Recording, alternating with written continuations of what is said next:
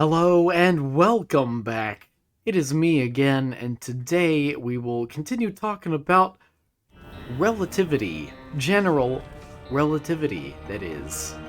And after an incredibly successful run yesterday, not yesterday, let's see if we can't follow that up today. Yeah, there's not a good musical cue there, but we're going for the upper path today. Oh, and we're gonna fetch them all, excuse me, not catch. Fetch. I wasn't sure. I might use the Fool to get out of here, I don't know. Oh, never mind. Forgot how easy that is. Yeah, so talking through special relativity and general relativity, this stuff is still gonna take a few episodes, I think. To be perfectly honest with you. What I mean by that is not that I intend to take forever with it, but it is a fascinating topic. I hope you can appreciate that much.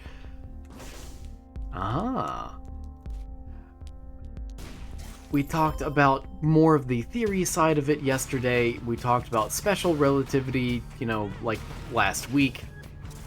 Hey, stop that. Give me a key. Oh. Ooh. Thank you. Today we're going to talk about a lot of the implications of general relativity and special relativity, if you will. Yay. No. Oh.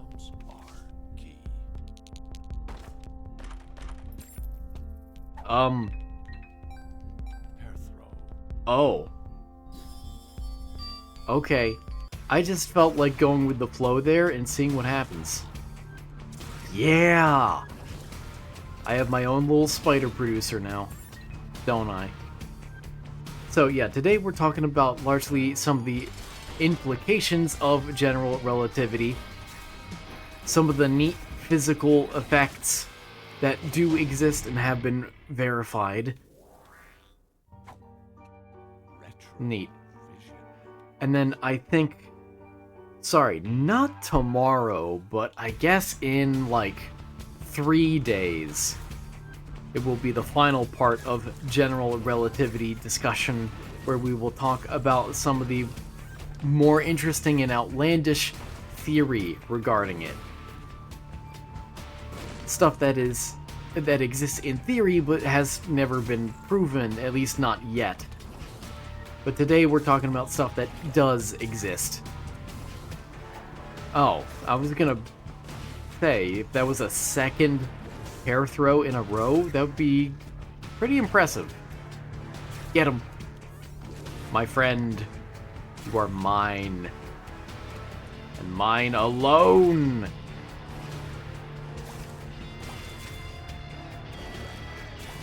Sneeze on him. Nice. Nice. So, very, very brief recap. Ooh, nice. Wish I got that a little earlier, but whatever. I mean, I know I didn't actually talk that much about general relativity yesterday, but nevertheless, brief recap. General relativity, proposed by Albert Einstein in 1915, fundamentally reshaped our understanding of gravity, space, and time. Ow. Unlike Newtonian gravity, which views gravity as a force between masses... Oh, okay. General relativity instead describes it as the curvature of space-time caused by mass and energy. So, the first implication of general relativity, of course, is that space-time is a dynamic entity. I think I went over that well enough the other day. Yuckheart. Gross. The description is correct. I don't like that item because I don't like the whatchamacallits. Ow. Go get him, spider! Go get him, spider! You didn't really get him, spider. That's okay. Basically, space and time are one in the same, even if you can't directly exchange them for each other that I know of. Nice! Oh yeah, this guy is just gonna continue to be my friend for a while, isn't he? Kind of forgot about that. Sneeze on it. I'll take it. Whoa, whoa, whoa, whoa, whoa. Well, my friend is gone, but that's okay. I need fire rate. This is a little too slow, even though the damage itself is great. I'll take one of you. Yeah.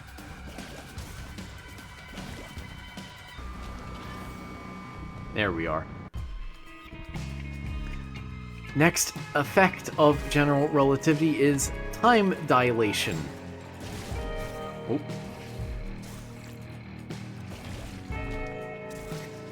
Gravitational time dilation specifically. So time flows differently depending on gravitational potential. Clocks in stronger gravitational fields, that is closer to massive objects, tick more slowly than clocks further away. So I was right about the satellite thing last time. Good, good, good.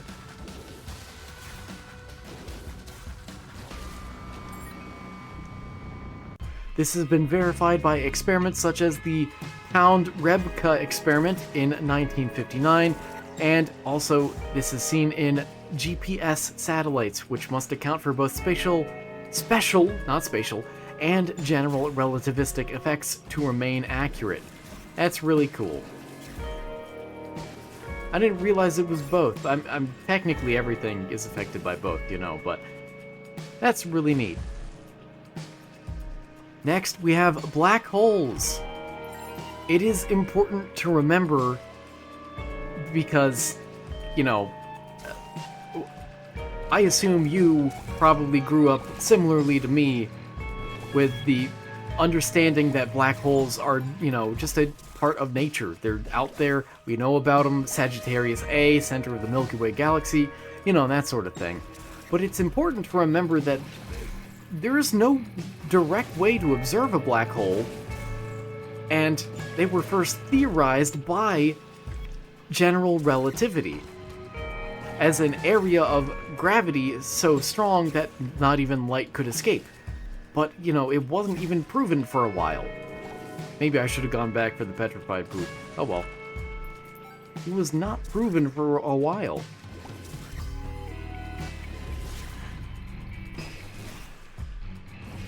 I guess I'll keep the Locust of Famine. It's not bad.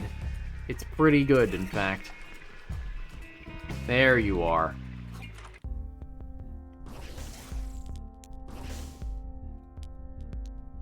Join me, friend. Yeah, that's right, I did get the restock. Oh well. I'll take it. Oh, I regret that immediately. Oh well. Ooh. Oh. So, again, black holes were predicted by general relativity. These are regions where... Oh, gross. Regions where space-time curvature becomes so extreme that not even light can escape. Notable implications of this include the event horizon, which is the boundary beyond which information cannot escape. I mean, that's from a more information theory standpoint, but yes, that is also accurate. Light can't escape, matter can't escape, nothing can escape. I'm not trapped here with you, you're trapped here with me. Yay, fire rate. It's only a little, but it's the thought that counts. Singularities next, where density and curvature become infinite, though quantum gravity is expected to resolve this. More on quantum gravity on another day, because that's... yeah, that's a little beyond the scope. Ah, thank you. Very helpful rules card. Definitely helps me to unlock the Lost as a character. To know that there's a black market. Never would have found that out otherwise. Not by, like, random chance or anything. Ow! I'm glad I didn't get hit twice for that. Literally doesn't affect me. So feel free.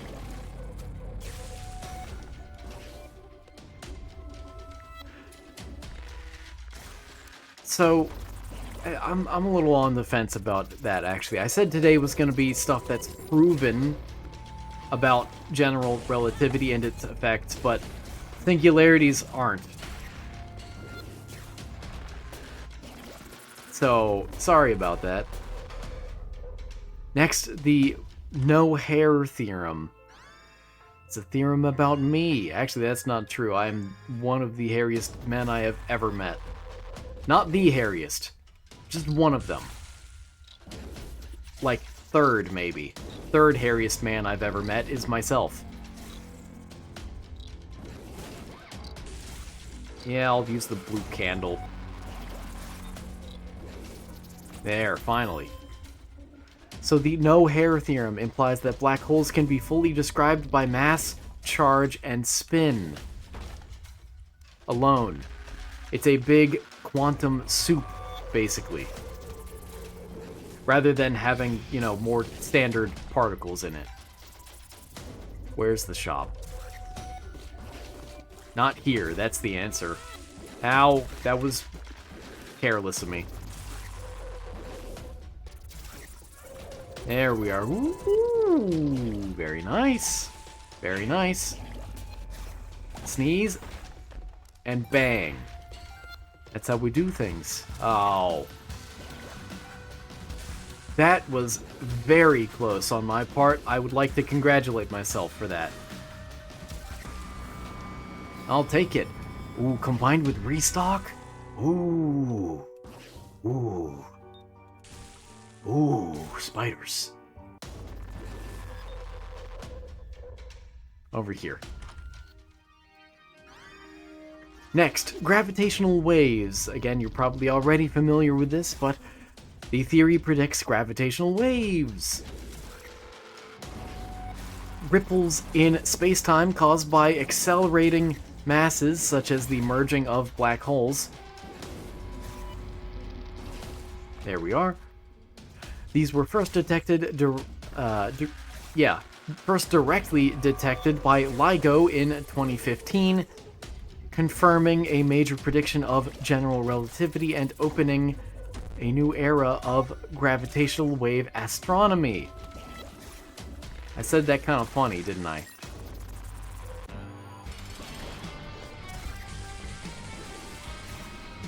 I want to sneeze on him. There we go. For that extra damage. Still? Huh. Still no angel room. That's fine. That's fine. I can deal with that.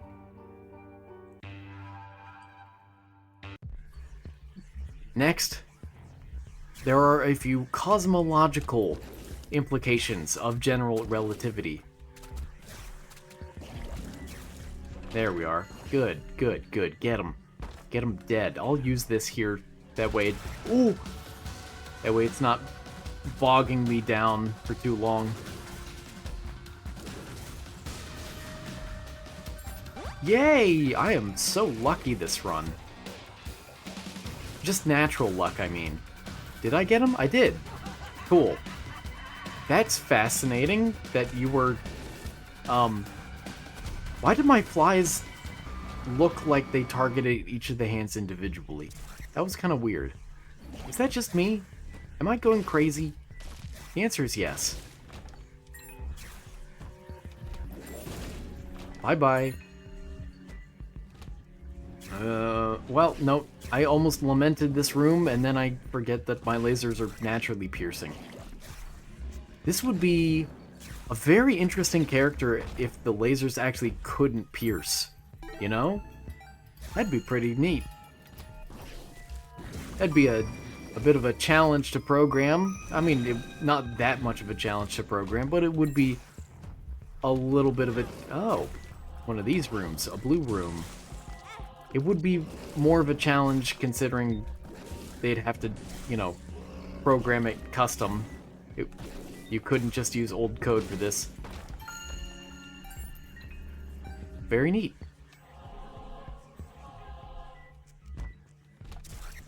Oh, I was hoping to smack him into the wall. Do I look for the shop first? I think I do. I'll take you. So general relativity provides... Oh. The foundation for modern cosmology. It predicts an expanding universe which led to the development of the Big Bang Theory. It allows for dynamic solutions like the Friedmann-Lemaitre-Robertson-Walker metric used in modeling homogeneous and isotropic universes. That sentence made sense to me, definitely. Yay! Oh. And it permits the inclusion of the cosmological constant, potentially explaining dark energy and the observed acceleration of cosmic expansion. There you are.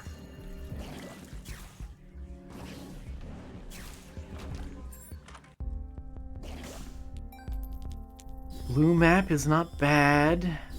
Black candle is good. I don't care for you. I don't much care for you either. I was hoping for something actually good in the shop. Oh well. On the bright side, I know exactly where the secret rooms are now, which, you know, it's kind of because I bought an item that does exactly that, but still. Oh, that is worthwhile. Now that I do the math in my head. Wheel of Fortune is preferable to Temperance. More luck. Wow.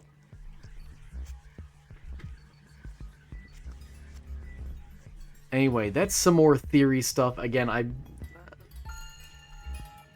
I'm kind of going off the seat of my pants here, really. Do I... I don't want that, actually. I took it before thinking about it. I don't want any red health. Well, there I have it. I mean, I wasn't gonna be able to get rid of it anyway, but... Oh well. It'd be better if I didn't have any red health. That way, the Polaroid would be useful when I get it soon.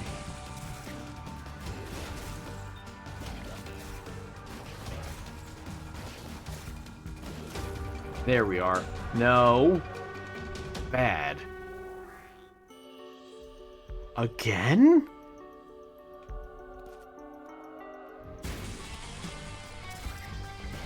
Okay.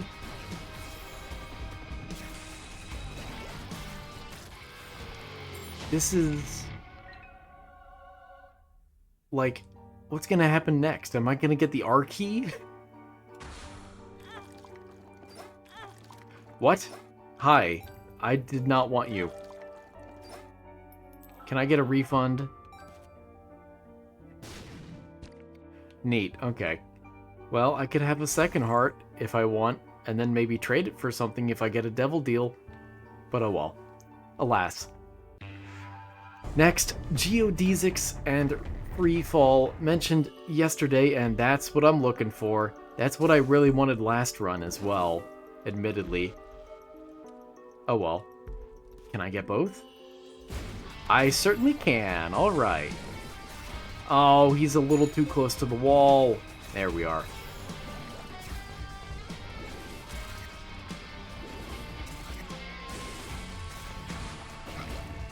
Oh, that's good. That's very good.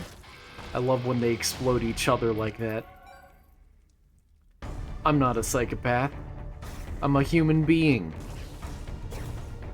Oh, hey. Ah, this fire rate is so low, though.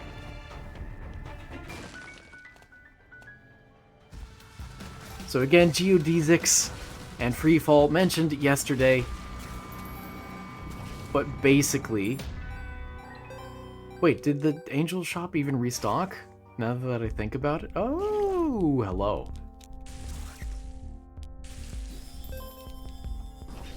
Yeah, I'll take that. I did not need to use a bomb there. Oops. And then I simply restock. Ooh. Sackhead. Nice. In general relativity, objects in freefall follow geodesics. I'll take that. That is the straightest possible path, or path of shortest distance in curved space-time. This replaces the Newtonian idea of a gravitational force. I'll take you.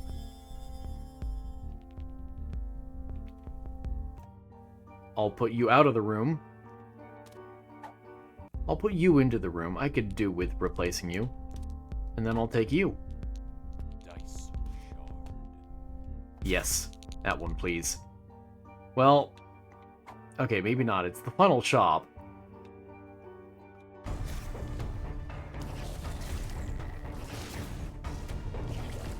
So again, because gravity isn't really a force, it's just curvature, we use the geometric geodesics to explain the path that any object in freefall follows.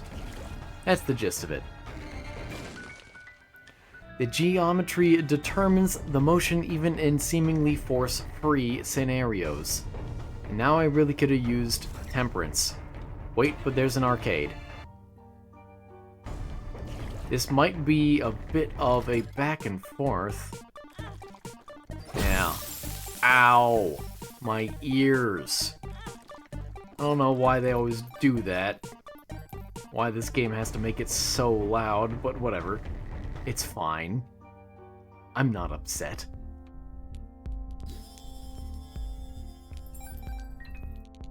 Alright.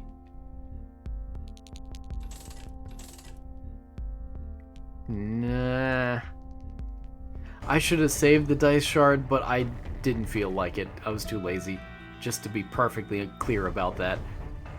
It would have been optimal to save it, but I could care less right now.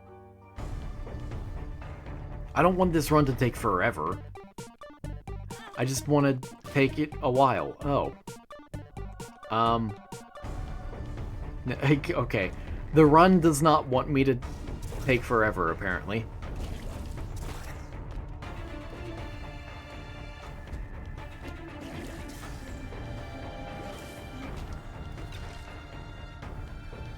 Let's see. Next, we have gravitational lensing.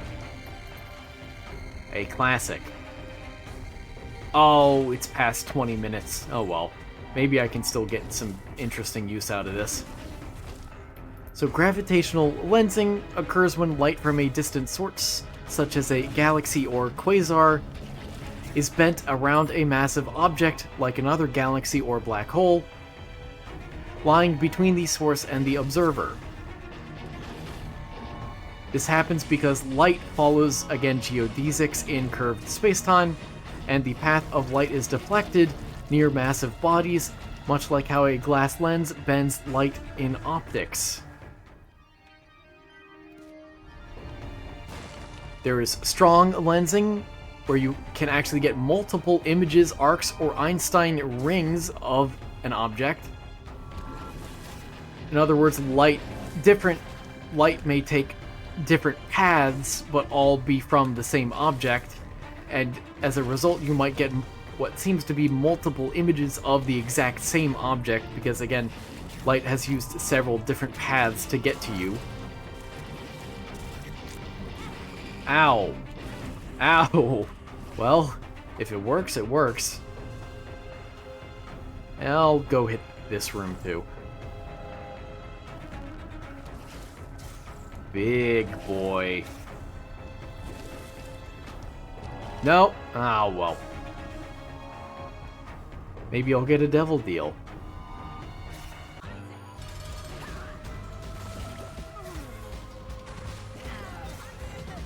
was a lot of damage. I wasn't expecting it to do that much damage. I'm not sure why it did, but okay. And just double checking, doesn't hurt to triple check, that sort of thing. So again, strong lensing is when you can have multiple images of an object all together. That would be rather nice. I would like it. Oh, not enough. Very close, but not enough. No cigar. Let's go over here since it's nice and nearby. Oh, hi again. How's it going?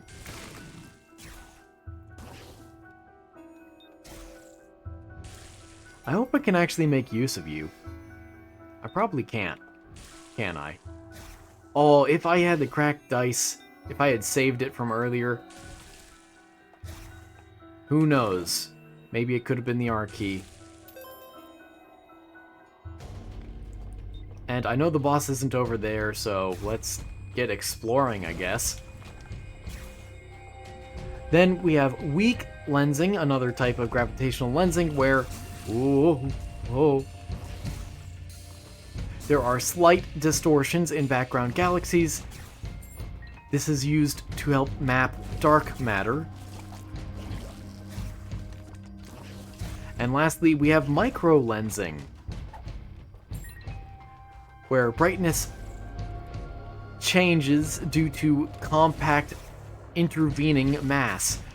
So as it turns out, and this is pretty neat, if you know anything about exoplanet discovery, then you might know that the typical way we discover exoplanets is by very precisely monitoring the amount of light produced by distant stars, and then detecting like 1% changes or less in the brightness of that star, and using that to determine if there's an exoplanet in the way, causing that dip in brightness. Flight or guaranteed angel room next floor? I already have guaranteed angel room, sort of, every floor, but it would be free, and there are other opportunities for flight. And yeah, I'm fine. We go.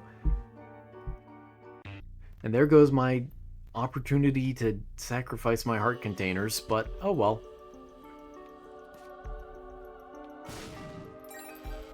Yes, I forgot. I need to spend more. Anyway, you may be tempted to think that in this process of exoplanet discovery,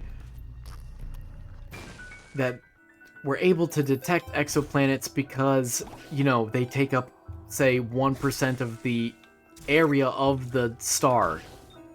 And that's what's going on.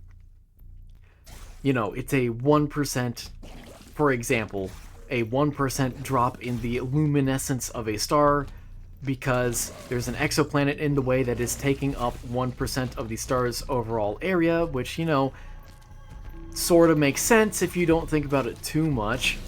Because, yeah, stars are a lot bigger than planets and whatever, but actually, no, planets would be much, much smaller than 1% of a star's area, even if it's pretty distant. Because the planet would also be much, much smaller at that distance, you know? So, the reason why you could have such a big difference, such a big dip in the brightness of distant stars, is because of this microlensing. That is, enough of the light wraps around the planet and ends up scattering off in different directions, even if it's only 1% of the light or whatever. That actually makes a lot more sense too, because almost all of the light is fairly collinear. Like, the light basically all gets really close, oh neat, to that exoplanet as that exoplanet is passing in front of the star relative to us. All of that light is going right past that exoplanet, so a lot of it is going to be curved because of that. In other words, it's going to take away, effectively, some of the light that would... It just decreases the total brightness just by a bit, basically. Basically. That's enough basicallys. But I find it very fascinating, very interesting. I'm not going to get a guppy transformation, am I? Next, we have frame dragging, which I discussed last time. Basically, a rotating object will create these sort of... It's not quite this. I almost implied that it was the same thing as gravitational waves last time. I don't think it is. Although, I'm not an expert on it either, so I don't know. Maybe it is, and I'm just dumb.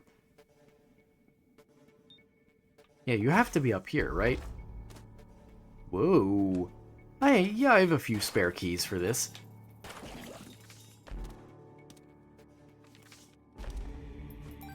Okay, perfect. Thank you. Yeah, I'll accept that. The Fool and the Tower. I'll take the Fool. It's not. What? Is it the bottom left, then? No.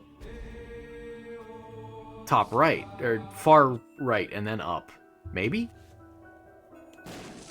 So massive rotating objects actually drag space-time with it, in a sense. Yeah, okay, it was over here. Okay, cool.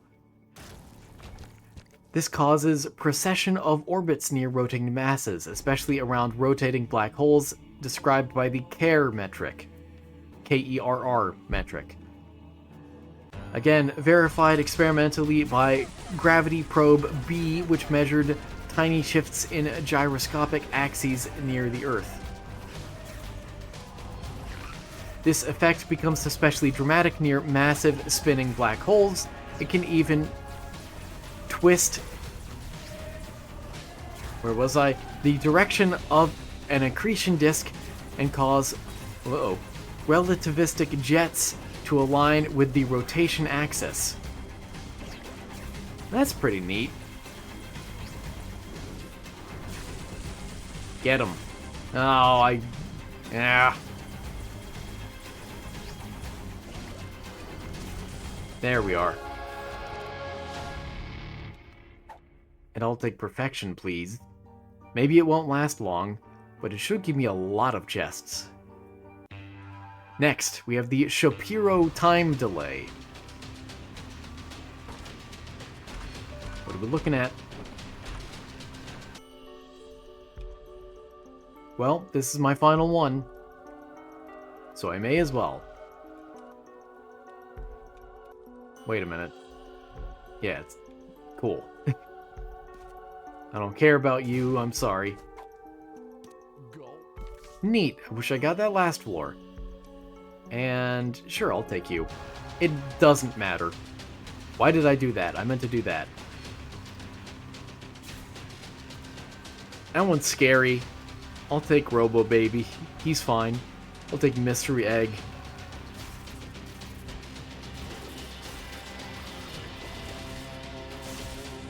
Ooh. Nice. So, light traveling near a massive object, this is the Shapiro time delay again, takes slightly longer to reach the observer. Whoa. Okay, I didn't lose it. Takes slightly longer to reach the observer than it would in a flat spacetime. This is because the curvature of spacetime stretches the path, and the gravitational field slows down the light's progress in coordinate time.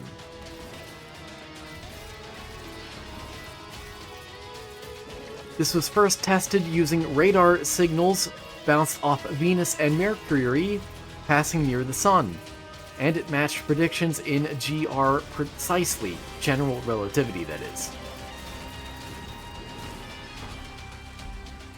Yes. More friends! Nice. Cool. Next, we have the Geodetic effect. I hope I'm pronouncing that correctly. I might not be. Geodetic? Yeah, sure. The curvature of spacetime around a body like Earth causes a gyroscope's spin axis to precess slowly over time. Gravity Probe B also confirmed this effect. It's a subtle but profound consequence. It means even empty space has geometric structure influenced by nearby masses. I didn't blow into you, did I? I did not. Cool. Ooh. Free money. Okay, well, the boss is over that way. Let's start making our way over there. Let's start our procession. Nice. Black hole! Oh, you know, it's too perfect. Considering what we've been talking about today, it's too perfect. I have to take it with me. And I'll use it on the boss, and then I'll lose my perfection, probably.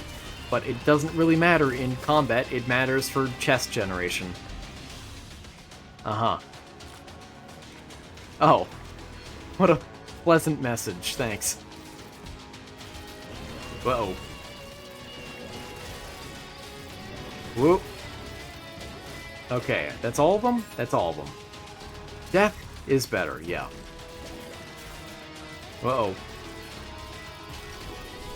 Okay, that's one. Come on. There. Good, good, good. No chest? Oh, fine.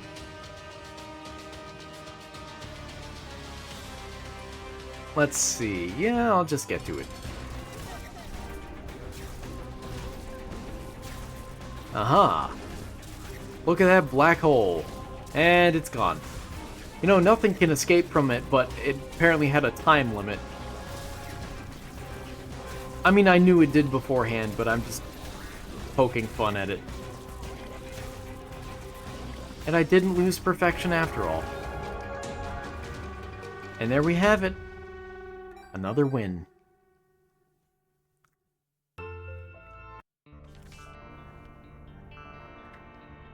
I have a few more items on this list, so let's mention gravitational redshift, when light loses energy while escaping from a gravitational field, so its wavelength stretches. It gets redshifted, in other words. This was observed in the Pound-Rebka experiment in 1959. Observations of spectral lines from stars near massive objects also show this, and the GPS shift system even shows this. Not shift. Clocks, that's a C and an L, not a D. Clocks in orbit tick faster due to both velocity, that is special relativity, and weaker gravity from general relativity requiring corrections. Again, and basically, yeah, that causes redshift. Next, orbital precession. In Newtonian mechanics, elliptical orbits are fixed in space. General relativity predicts that the orbit precesses over time due to the curvature of spacetime. The perihelion precession of Mercury is the classic example, with general relativity accounting for about 43 arcseconds per century of unexplained motion. Okay, I got that wrong from last time because I wasn't sure what the perihelion precession of Mercury is, but now we know.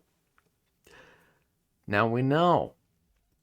In other words, Mercury very slightly changes the angle at which it rotates. Very slightly. And that's because of general relativity. If I'm getting that right, let me know if I'm not. Next, wormholes and Einstein-Rosen bridges, and I'll save that for another day because that's very theoretical. Cosmic censorship hypothesis. No. That's also theoretical. Gravitational collapse and event horizons. That one I don't think is. General relativity predicts how massive stars can undergo gravitational collapse to form black holes. An event horizon forms a one-way boundary where escape becomes impossible. This also ties into Hawking radiation when quantum effects are included, and the black hole information paradox. Lastly, we have closed time curves, or CTCs.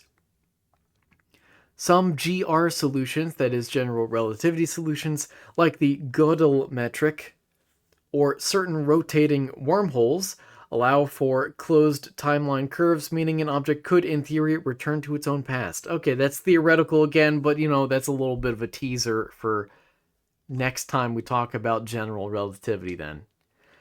Thank you so much for watching. I hope you enjoyed, I hope you learned something, and I hope to see you again tomorrow for something more theological. Because we're doing the Beast, and I want to do theology on Beast days. So take care.